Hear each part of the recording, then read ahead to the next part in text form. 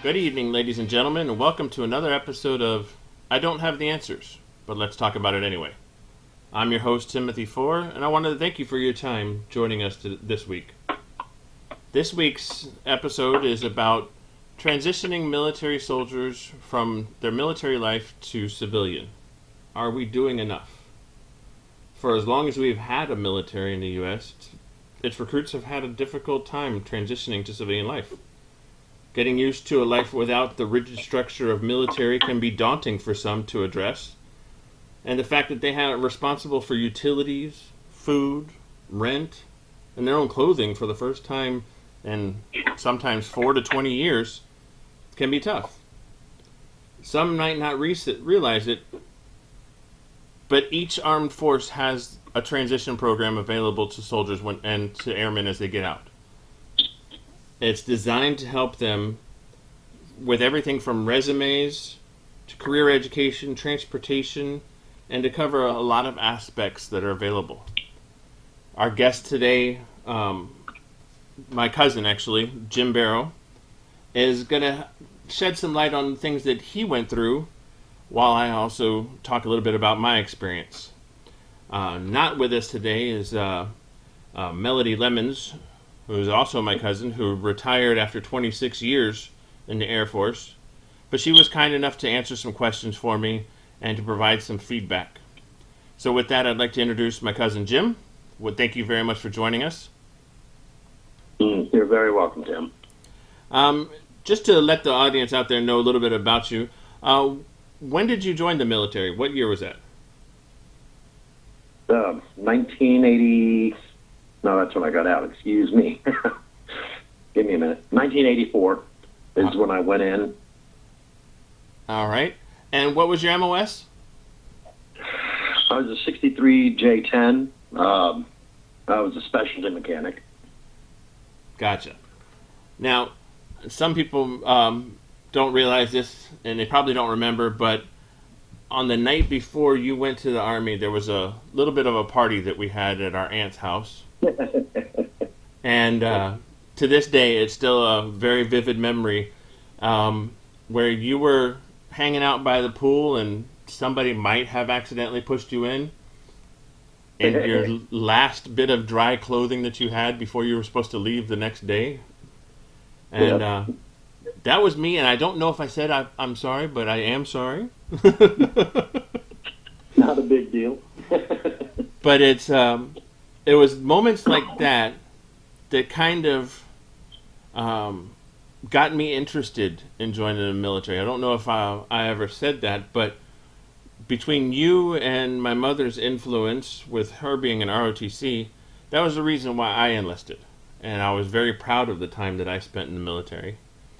And one of the reasons for today's episode, because I didn't tell a lot of people this, but I spent 2 years after I got out in 2000 kind of aimlessly wandering when I got out. Because while there was a lot of available things for me to do, I didn't pay attention. For the 6 months before I got out, everybody was saying, oh, make sure to go to this briefing, make sure to go to that briefing. Make sure you take your time to go to the resume building class. But I was 25 years old? I didn't care about all that stuff. So I thought I'd do this episode and see if you had what your feedback was on those similar situations. So do you remember when you were out processing, they had that long checklist of things that you had to do before you were even allowed to clear the base? Yep. Did they have any transition things that to get you acclimated to civilian life? Actually, they did cover quite a bit. I was unusual because I bothered to listen. There was a lot of people there that were still smoking and joking while they were going on. By the way, I was actually hung up in the drawdown in 1992 when they were bringing the forces down. So we actually had quite large groups that were going through the different transitions. I was unusual as well because I actually already had a resume that I had prepared even before they gave us the classes. Uh, I guess I was a good Boy Scout. I always like to think ahead. But they did go through a lot of information, but they changed some of that information on us once you got out. And then back, because I got out in 92, a lot of what they were doing back then was different than what they do now. And one of the things was that the VA had a lot of people that was giving incorrect information, which supposedly they've corrected. Now, when I went through about a year or so after, when I finally started getting my act together and started realizing that I missed a lot of opportunities, I was fortunate enough to run into somebody that told me about the vocational rehab program that VA had. And Right.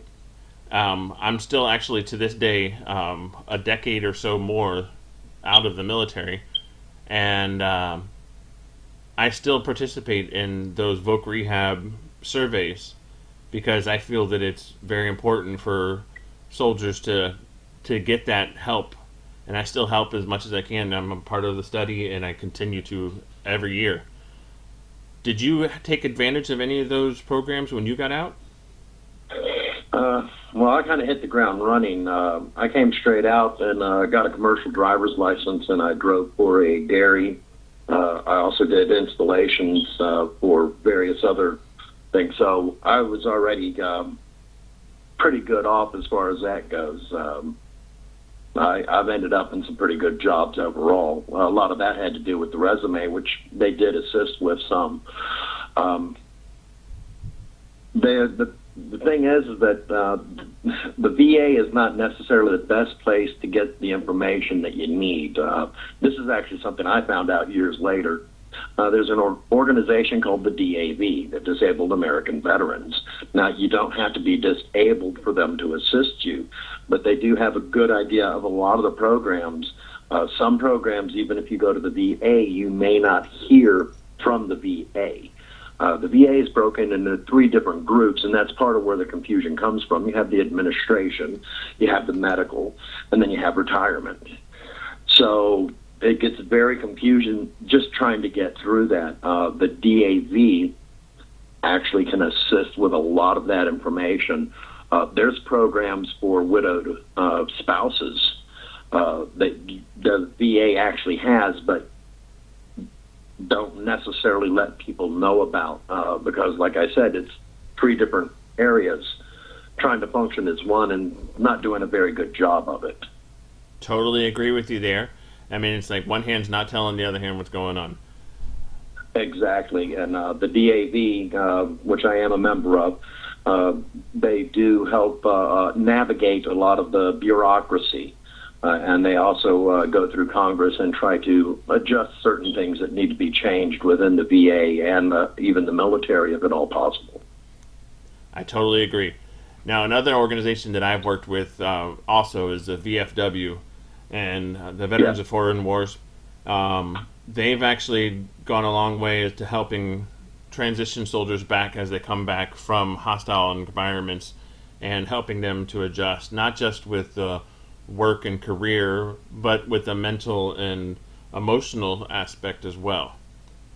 A lot of people, they're always aware of the issues that happens with coming back from a war-torn country and having to adjust to our way of living. But it's not just soldiers that have to deal with war and fighting that have a big adjustment. One of the things that I had a problem with was going from such a structured work environment to something that was a lot less structured.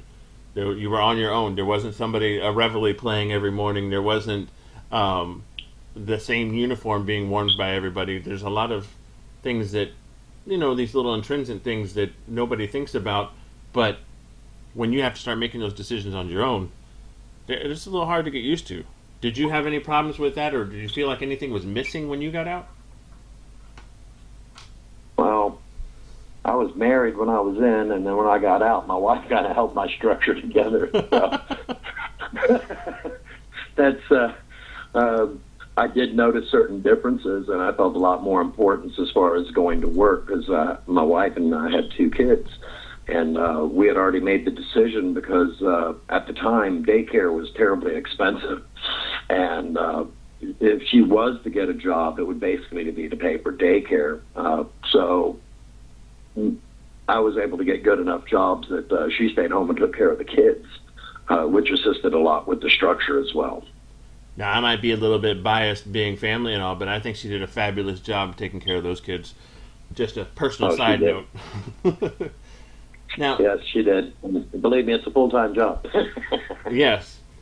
Now, over since Vietnam and even before, the public view of the military has fluctuated from we don't like what you're doing to we want to support you 100%, and it keeps going back and forth every single day. You can't even guess what the media and the society is going to say about it. Have you ever experienced personally situations where public opinion affected you directly when it comes to the military? Well, kind of when I first got out, before 911, of course, I remember some of the people, I'd hear them, some of them were happy, because you helped, but some of them weren't very happy. I was in Desert Storm, Desert Shield.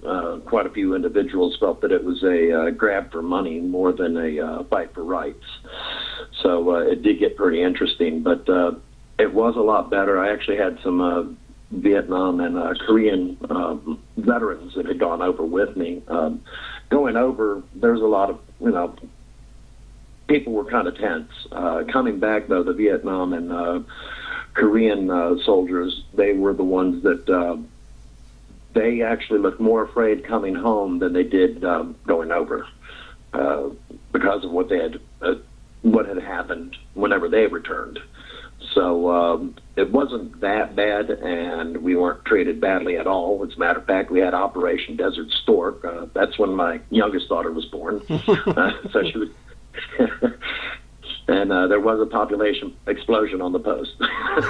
So, hey, you take a guy away for 6 months, he kind of gets upset, Exactly. But overall, it wasn't that bad, but I did hear some people, like warmonger and stupid things like that. Gotcha. Totally understand. Now, with the increase of social media presence and media as a whole, glorifying in movies and in TV shows war and all these special operations shows, do you think that paints an unfair picture on what happens in these wartime situations? Because honestly, I had a chance to go to Honduras after a hurricane, and we didn't have a lot of guys who were over there helping build roads that looked like they just stepped off a movie set. I mean, I don't know about you, but I mean, we didn't have a lot of the things that I see in these TV shows. Yes, I'd kill for one of those G.I. Joe suits. But yeah, no, it does kind of over-glorify it, and there's nowhere near the action that people are expecting. Honestly, if you're going in, but the true soldier actually trains in peacetime to prevent a war. The politicians, however, have their own mindset and usually take us to war. Exactly.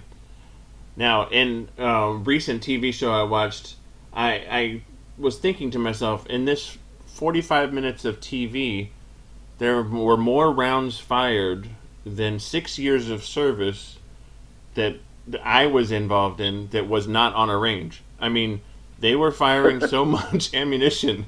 I was like, if this actually happened at this rate, we would definitely be a bankrupt country.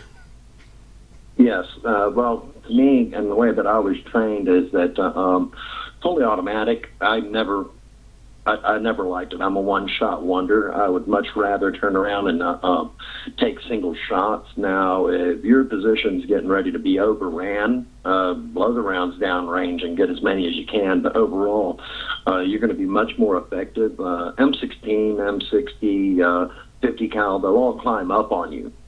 So if you start low, you might get 2 hits and then it's in the air. So fully automatic is not necessarily what you want. It is that your ammo control is very important, especially in a firefight. Thank you very much for that. Now, I don't know if this over dramatization that's been going on the different media outlets has helped or hindered recruitment efforts. Do you see that it has influenced recruitment at all, in your personal opinion? Well, I can say that a lot of people had the wrong idea coming in. Those were the ones that you would consider a warmonger, the ones that actually want to go out and kill someone and everything else. That's not the right mindset. Like I said, you train in peacetime to ensure that there isn't a wartime, but you're prepared if there is. The people that some of the ones that would come in, I used to call them Barney Fife. Give them the weapon, but hold the rounds. Don't give them don't give them the rounds. With the gun. I had to pull close security with some of those guys, and it's pretty scary whenever you have some terrorist activity going on. You have someone out there with a gun, and you're like, okay, so is the terrorist going to get me, or is the guy on my side going to get me? Yeah. Now, you mentioned that about give him a gun, but don't give him the rounds. And I think it's kind of funny that when I was talking to Melody about her term of service, she brought something up that I thought was kind of funny. That she entered the military in 1977. And when she got in the military, not only were women not able to stay in the military after they had children, but they were trained to go on guard duty, but not given a weapon. They were able to go on guard duty and stand post, but not able to carry a weapon. And it wasn't until, I think she said it was well after the 80s, that she was able to go out there and stand post with a weapon. Oh, wow. Yeah, I know when I was in '84, we already had women pulling guard duty with rounds. There were quite a few of the women that I probably trusted more than some of the guys as far as that goes. Well, it's been my experience. Women have a tendency of being a little bit more mature at a slightly younger age, so they were definitely at 19 or 20 more prepared for it than some of the 19 or 20-year-olds, some of the males. Definitely.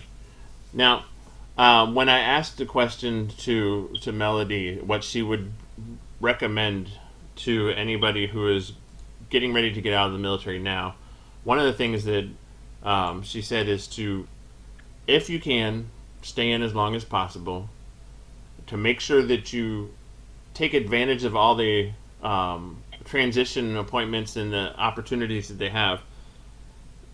Do you happen to have any words of wisdom for either kids or, because let's face it, they are kids when they're going in nowadays, that are joining the military, and also as they're getting out, some ideas, some little pearls of wisdom that you would offer to them now? Actually, yes, terribly much so. One of the things I will tell you is be sure you have a copy of all your records, medical records, everything. Okay. You were talking about the checklist whenever we were getting out. Part of that was turning in my medical records, turning in my personnel records. I turned them in. I got checked off. When I first got out, I was told that I couldn't go into the VA until I had my medical records, which was a lie at the time. To this day, they have not found my medical records, but I was able to get my disability, which is good. That's why I say keep a copy of every last record that you have, because if they turn around and lose them, you can show them their official records. You can give them a copy so that they can be filed. that to me is probably the most important thing. The other thing is that as you are out processing, if you know that you're going into an area where family members are, ensure you know where your VA is and your DAV.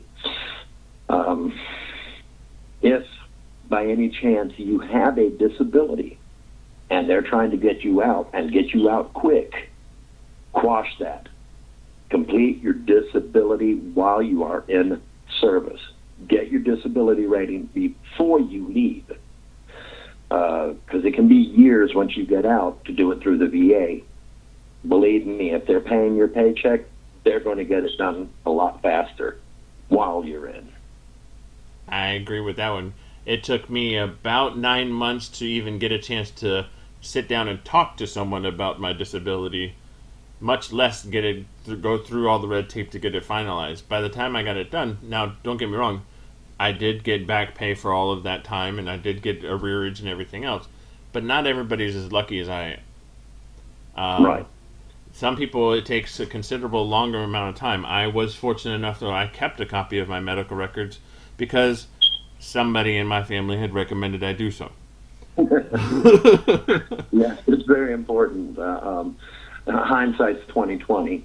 And when they told me I couldn't join until my medical records showed up, like I said, I had a wife and 2 kids. Like they trained me in the Army, when you hit the ground, you're running. You can't just sit there and dawdle around. So that's more or less what I did. I made sure that I always had a job until I couldn't work anymore. Exactly. And then yeah, and that is the most important thing. And the other thing is, okay, don't sit around and think someone's going to do it for you. And as far as getting in to see someone for getting the paperwork started, if you are out, go to a DAV. The VFW and the American Legion both used to assist with the with getting disability done. The only one that's recognized by the VA currently is the DAV. They're the only ones that are authorized to do the paperwork and have an actual representative right now in Pines Plains and these other locations where the records are actually gone over and they have the hearings. So that's something to remember, is that currently it's only the DAV that can assist with getting disability accomplished. That is a good point. While the others are good resources to help you get to the information you need, it is good to know that only the DAV, which is located everywhere, if you take the time to go to their website, I'll have that information on the links on this post, but take your time to get the information you need, because you're the only one that's going to fight as hard as need be. They'll help you, right, but they can't help you at all unless you at least call them first. Right, and don't let them. If your records, if you fall into the same group as me, where your records are lost, it does not. You don't have to have records to put a claim in, but you do need to have the ability to show. Like one of the reasons I got it was because there's no doubt my personnel records shows that I received 2 Bronze Stars. It shows that, the area of my theaters, the different theaters that I actually worked in. And there was no way for them to deny certain things. And then once they finally approved me for my disability, then they come around and say, oh, we did find records about your knee. We pulled them from New Jersey where the surgery was done. Like they couldn't do that 20 years ago. Exactly. Now, we happen to have a long history in our family of not only being in the military but supporting the military. That tradition is being carried on right now by a new generation of ours, with my nephew Christopher, very proud Marine, and who is going to be transitioning to from the Marines to the Army soon, I hope. And I hope that he takes the advice that his family has given him and pays attention and carries his information with him when he gets out, because we don't want the same situations to happen to him or to any other soldier for that matter. Yes, that's very true. Personally, I think that most of the disabilities, because what they did when I was in was that, okay, well, you'll be all right. You can take care of this whenever you get out. The problem is, like I said, when you're dealing with the VA, number one, I'm going to be fair because I'll tell you right now, the VA is very overtaxed. All right, they have a lot of things that they're doing for a lot of people. The medical side, I've never had an issue with. However, the administrative side, me, it took almost 10 years to get my full disability. So again, that was without records. I can't pick on them too much over that, but hey, I did get it, and I did get the back pay for it, which was nice. But definitely, it's definitely something that people need to consider. Well, I think that's all the time that we have today. I wanted to thank you for helping me out and for being a guest on today's show, and for explaining your time period while you were in the military and the steps that you went through to transition out. As I said, I'm going to have the links to DAV, VFW, and also to the VA for anybody who's listening, so that they can get the information necessary. As we both have said, and my other cousins have said, don't forget to keep your copies of all of your records. The 214, the DD 214, which is one of the things that you're going to need for a lot of different things. Keep a copy of it, because don't be like me, who lost it in a shuffle and had to wait 2 months to try and track down, get another copy. Keep your records. Yes, because you have to have the official. You have to have the official copy. And another thing you can do is from the national records, after you have your original, of course, that you bring with you, you can from the national records order an extra 2 or 3 copies. That doesn't hurt. Well, one thing that I was told that we can do is when you go to get to your home of record, you can actually go to the courthouse and they can keep an official copy there for you at the local courthouse. That's true. That's true. And that's another nice way to do it. That way, if you do happen to lose your personal copy, there is a digital copy, which is nice because we do live in hurricane land. Even if the server's destroyed, there's still a copy out there somewhere. Exactly. Well, again, thank you very much for your time. I appreciate it. Hopefully you'll be a guest on the show another time in the future.